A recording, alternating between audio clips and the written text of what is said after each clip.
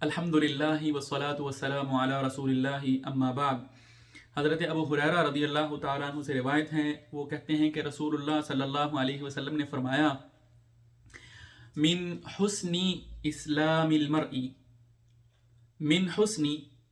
خوبی میں سے ہے، اسلام کی، المرء کسی آدمی کے، یعنی کسی آدمی کے اسلام کی خوبی میں سے ہے، کسی آدمی کے اسلام کا اچھا ہونا جو ہے نا، وہ یہ بات ہے کہ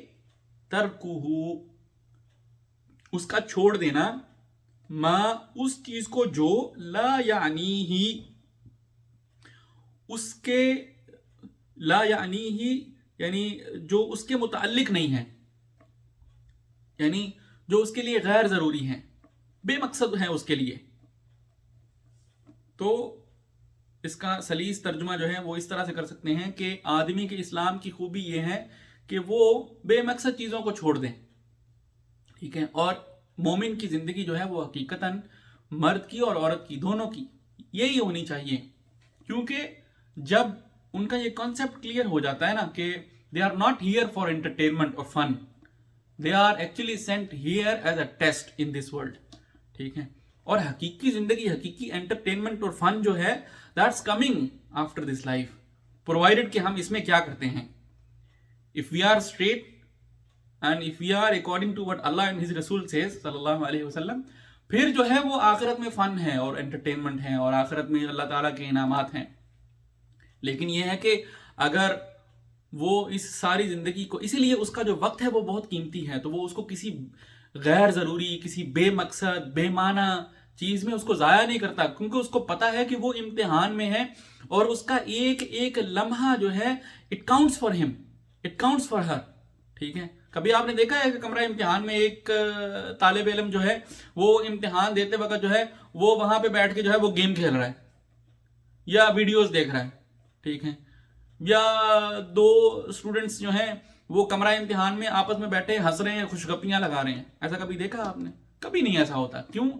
اس لیے کہ ہر بندہ اس وقت کی اہمیت کو سمجھتا ہے کہ ایک ایک لمحہ کس قدر قیمتی ہے۔ اس لیے یعنی جو جتنا زیادہ، جتنی شدت سے اس چیز کی اہمیت کو سمجھتا ہے، آپ دیکھتے ہیں کہ کمرہ امتحان میں وہ سر اٹھا کے بھی اوپر نہیں دیکھتا کسی دوسرے کی طرف، وہ اپنا ایک ایک لمحہ استعمال کر رہا ہے محنت کر کے عمل کرنے میں، کیونکہ اس کو پتا ہے کہ جتنا وہ اس وقت، اس لمحے، اپنے اس وقت کو اچھا استعمال کرے گا، اتنا ہی اچھا اور خوبصورت اس کو اس کا نتیجہ ملے گا۔ مختصراً یہی ایک مومن مرد اور عورت کی زندگی ہے۔ اگر ہمیں صحیح سے احساس ہو جائے کہ یہ جہاں ہم اس وقت موجود ہیں اور یہ جہاں پہ اگر آپ مجھے سن پا رہے ہیں، دیکھ پا رہے ہیں، تو یقیناً ابھی آپ اس امتحان کے دورانیے میں ہیں، یہ امتحان ختم نہیں ہوا، ٹھیک ہے۔ تو پھر اس کا مطلب یہ ہے کہ اگر کسی کو یہ واقعتاً احساس ہو جائے کہ ہم یہاں امتحان کے لیے ہیں، تو پھر کوئی بھی غیر ضروری، بے مقصد، بے معنی چیز جو ہے وہ ہمیں جو ہے وہ اٹریکٹ نہیں کرنی چاہیے، ہمیں اس میں مشغول نہیں رہنا چاہیے، اپنا وقت برباد نہیں کرنا چاہیے۔ اور اگر ہم ایسا نہیں کرتے ہیں، رسول اللہ صلی اللہ علیہ وسلم نے فرمایا کہ یہی وہ بندہ ہے جس کے اسلام کی یہ بڑی اچھی خوبی ہے، یعنی یہ اس کے اسلام کی خوبی ہے، یہ اس نے صحیح سمجھا ہے اپنے اسلام کے مقصد کو، اپنے ایمان کے دین کے مقصد کو، ٹھیک ہے۔ اللہ تعالیٰ سے دعا ہے اللہ تعالیٰ ہمیں